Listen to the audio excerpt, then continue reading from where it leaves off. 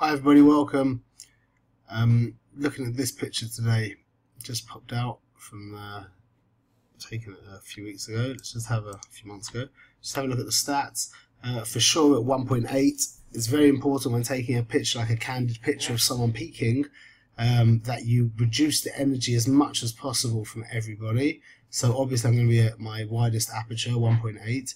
500-second ISO 200, that's my default setting for natural light with a natural light without flash is 200 ISO 1.8. If you're at 200, then that you can, once you're in the world of 200 in daytime, if you're around 1.8, you know that your shutter speed is going to be fine. At 100, sometimes it can drop down to a little low, a little too slow. So we're always, I love it when I'm at 1/500th of a second. I always learn that 1/60th of a second is the benchmark, but it's not true. Even the numbers that people give, it's to do with your level of attention. If you have attention, you can stand there and hold the camera steady really for quite a while. You can go to 15th. Some people even a quarter of a second. You can. The point is when you don't have attention.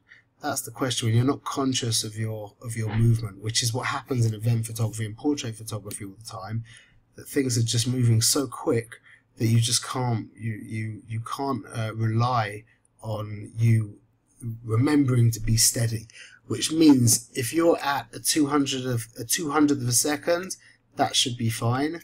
Anything lower than a 200th of a second, I try to stay away from. I try to always be shooting quicker than a 200th of a second. So my default settings for natural light photography without flash is ISO 200 at 1.8, and then I'm just manipulating my shutter speed, which will allow me to attain the correct exposure without having to get involved in everything else.